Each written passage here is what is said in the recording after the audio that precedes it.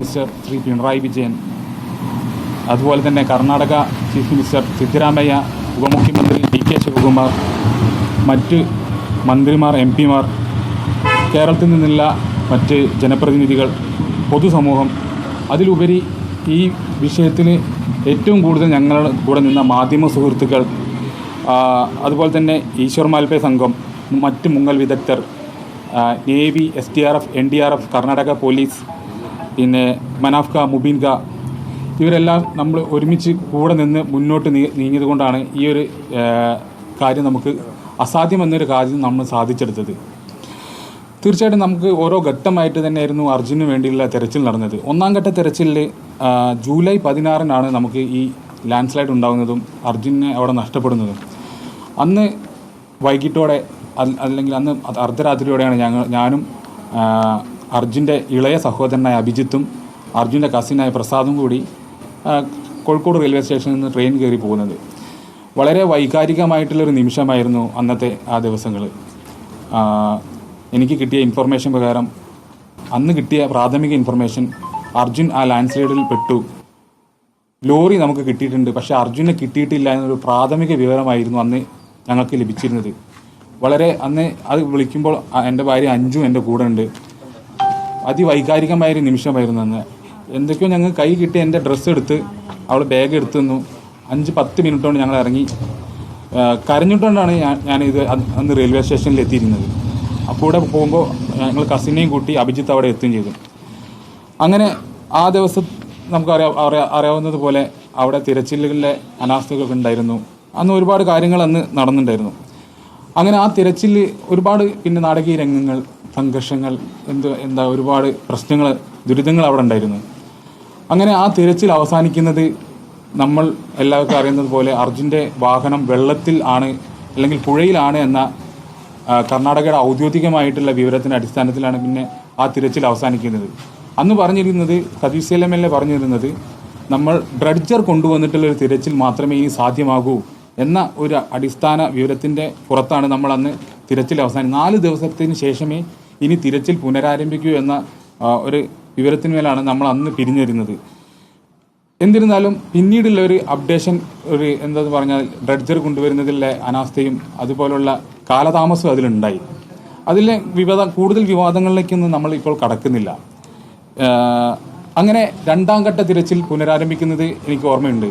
ഇവിടുന്ന് ഞാനും പിന്നെ ഭാര്യ അഞ്ജും ഇവിടുന്ന് കുടുംബത്തിലെല്ലാവരും KC വേണുഗോപാൽ സാറെ വിളിക്കുകയും ഈ പ്രശ്നങ്ങൾ ഇനി എത്രയും പെട്ടെന്ന് തുടങ്ങണം, ഡ്രഡ്ജർ തൃശ്ശൂരിൽ നിന്നുള്ള ഡ്രഡ്ജർ അവിടെ എത്തുന്നതിന് സാങ്കേതികമായിട്ടുള്ള പല പ്രശ്നങ്ങളും ഉണ്ടെന്ന് അറിയിക്കുകയും അത് പ്രകാരം ഞങ്ങൾ പിന്നെ KC വേണുഗോപാൽ സാറിനെ ഡയറക്റ്റ് ബന്ധപ്പെട്ടത് എനിക്ക് ഇപ്പോഴും ഓർമ്മയുണ്ട്. ഞങ്ങളെല്ലാവരും കൂടി ഇവിടെ ഇരുന്ന് സാറിനെ വിളിച്ച് സാറിന് ആദ്യം വിളിച്ചപ്പോൾ കിട്ടിയില്ല. പിന്നെ രണ്ടാമത് സാർ ഇങ്ങോട്ട് തിരിച്ചു വിളിക്കുകയായിരുന്നു ചെയ്തത്. അഞ്ജുവിൻ്റെ ഫോണിലേക്ക് തിരിച്ചു വിളിച്ചു. അപ്പോൾ ഞങ്ങൾ ഈ കാര്യങ്ങളൊക്കെ സാറിനെ അവതരിപ്പിച്ചു. അതിനുശേഷം പിന്നെ അല്പസമയത്തിനകം വീണ്ടും കോൾ വന്നത് പറഞ്ഞത്, അഞ്ജു പിന്നെ തിരച്ചിൽ വീണ്ടും തുടരും, എൻ്റെ ഉറപ്പാണെന്ന് പറഞ്ഞാൽ ആ ഫോൺ കട്ട് ചെയ്തത്. അങ്ങനെ അതിനുശേഷം രണ്ടാം ഘട്ട തിരച്ചിൽ പുനരാരംഭിച്ചു. രണ്ടാം ഘട്ട തിരച്ചിൽ നമുക്കറിയുന്നത് പോലെ ഡ്രഡ്ജർ ഉപയോഗിച്ചിട്ടുള്ള ഒരു തിരച്ചിലായിരുന്നില്ല ഉണ്ടായിരുന്നത്. തീർത്തും അത് ഡൈവിംഗ് എന്നൊരു സംവിധാനം മാത്രം ഒതുക്കിക്കൊണ്ടുള്ള ഒരു തിരച്ചിലായിരുന്നു അന്ന് നടന്നിരുന്നത്. അന്ന് നേവി, ഈശ്വർ മാൽപേ സംഘം അവർ സംയുക്തമായിട്ട് നടത്തിയിരുന്ന ഒരു തിരച്ചിലായിരുന്നു ഉണ്ടായിരുന്നത്. നമുക്കറിയാവുന്നത് പോലെ അന്ന് അർജുൻ്റേതായിട്ടുള്ള വാഹനത്തിൻ്റെ കയർ കിട്ടി. പിന്നെ മറ്റൊരു വസ്തു കിട്ടി, അത് അർജുൻ്റെ വാഹനത്തിൻ്റെതല്ലായിരുന്നു. ജാക്കി കിട്ടിയത് അത് അർജുൻ്റെ വാഹനത്തിൻ്റെതല്ല, അത് നമുക്ക് റോങ് ഇൻഫർമേഷൻ കിട്ടിയതാണ്. അത് അർജുൻ്റെ വണ്ടിയുടേതല്ലായിരുന്നു എന്നുള്ളത് അന്നല്ല അതിന് ശേഷം നമ്മൾ അറിയാൻ പറ്റി. അങ്ങനെ ആ തിരച്ചിൽ അവസാനിക്കുന്നതെന്ന് വെച്ചാൽ മുങ്ങൽ സംഘം, അതായത് നേവി, ഈശ്വർ മാൽപേ സംഘം അറിയിച്ചത് അതീവ ദുഷ്കരമാണ്. വെള്ളത്തിനടിയിൽ പാറകളും മരക്കഷ്ണങ്ങളും അതുപോലെ കമ്പികളും ചെമ്പ് തകിട് വസ്തുക്കളെല്ലാം ഉള്ളതുകൊണ്ട് അവർക്ക് അപകടം പറ്റാനുള്ള സാധ്യത ഏറ്റവും കൂടുതലാണ് എന്നുള്ള കാര്യമാണ് അറിയിച്ചിരുന്നത്. അതിൽ പ്രകാരം അന്ന് പറഞ്ഞിരിക്കുന്നത്, ഇനിയും നമ്മൾ ഡൈവിങ് ചെയ്തിട്ട് സാധ്യമല്ല, ഡ്രഡ്ജർ ഉപയോഗിച്ചിട്ട് മാത്രമേ ഇനിയൊരു തിരച്ചിൽ, അത് മേജർ ഇന്ദ്രബാലൻ സാർ അന്നേ പറഞ്ഞിട്ടുണ്ടായിരുന്നു, മനുഷ്യസാധ്യമായിട്ടുള്ളൊരു തിരച്ചിൽ അവിടെ സാധ്യമല്ല എന്ന ഒരു ഉപദേശം ആദ്യഘട്ടത്തിൽ നിന്ന് നമുക്കുണ്ടായിരുന്നു. പക്ഷേ നമ്മളത് വെക്കാതെ രണ്ടാം ഘട്ടം നമുക്ക് സാധ്യമെങ്കിൽ എടുക്കാമെന്നുള്ള രീതിയിലായിരുന്നു ഡൈവിംഗ് സ്റ്റാർട്ട് ചെയ്തത്. പക്ഷേ ആ തിരച്ചിലും അങ്ങനെ തന്നെ അവസാനിച്ചു.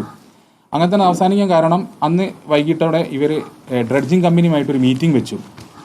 പ്രാഥമികമായിട്ട് 50 ലക്ഷം രൂപയ്ക്ക് ഈ ഡ്രഡ്ജിങ് കമ്പനി ഈ ദൗത്യത്തിനുള്ള കരാർ ഉറപ്പിക്കുകയും 3 ദിവസത്തിന് ശേഷം തുടങ്ങും എന്നൊരു അറിയിപ്പും കിട്ടിയ പ്രകാരം എനിക്ക് ഓർമ്മയുണ്ട്, എല്ലാവരും നമ്മൾ അന്ന് അവിടെ നിന്ന് പിരിഞ്ഞത് പിറ്റേ ദിവസമാണ് നമ്മൾ അറിയുന്നത് ആ ഒരു ഡ്രഡ്ജിൻ്റെ തുക 1 കോടി രൂപയിലേക്ക് ഉയർത്തി കമ്പനി പറഞ്ഞു. അപ്പം നമ്മൾ ഡിസ്ട്രിക്ട് അഡ്മിനിസ്ട്രേഷൻ്റെ ഭാഗത്തു നിന്ന് 50 ലക്ഷം രൂപ വരെ അവർക്ക് സാധ്യമായിട്ടുള്ള ഒരു എമൗണ്ട് ആയിരുന്നു. 1 കോടി രൂപ എന്ന് പറയുമ്പോൾ ഒരു തരത്തിലും അവരെ കൊണ്ട് സാധ്യമല്ലാത്ത ഒരു എമൗണ്ട് ആയതിനാൽ ഈ report Uttara Kannada district collector Shri Lakshmipriya madam മുഖ്യമന്ത്രിയുടെ ഓഫീസിന് കൈമാറുകയും ചെയ്തു. അതിൽ പ്രകാരം പിന്നീടുള്ള നാളുകൾ ഞങ്ങളെ സംബന്ധിച്ചിടത്തോളം നിർണായകമെന്ന് പറഞ്ഞാൽ ഒരു എന്താ പറയുക, ഡ്രഡ്ജർ എത്തുമോ ഇല്ലയോ, അല്ലെങ്കിൽ അങ്ങനെ ഒരു ആശയക്കുഴപ്പം നിലനിന്നൊരു സമയമായിരുന്നു. പിന്നെ ആ സമയത്താണ് മഞ്ചേശ്വരം MLA ആയിട്ട് പിന്നെയും ഈ സമയങ്ങളിലെല്ലാം നമ്മൾ രാഘവേട്ടനായാലും ഈ ശ്രീ മഞ്ചേശ്വരം MLA AKM അഷ്റഫ് സാറായാലും കൂടുതൽ ബന്ധപ്പെട്ടുകൊണ്ടിരിക്കുന്നുണ്ടായിരുന്നു. എല്ലാ കാര്യങ്ങളും അവർ നമ്മളെ അപ്ഡേറ്റ്, രാഘവേട്ടൻ 2ാം ഘട്ട തെരച്ചിലെല്ലാം ഓരോ മണിക്കൂറുകളോളം നമ്മളെ വിളിച്ചുകൊണ്ടിരിക്കുന്നുണ്ടായിരുന്നു. AKM സാറിനെ ഫോണിലേക്ക് വിളിച്ച് എന്നെ കണക്ട് ചെയ്യുന്നുണ്ടായിരുന്നു, കുടുംബത്തിന് വിളിക്കുന്നുണ്ട്, എല്ലാ കാര്യങ്ങളും അപ്ഡേറ്റ് ചെയ്യുന്നുണ്ടായിരുന്നു.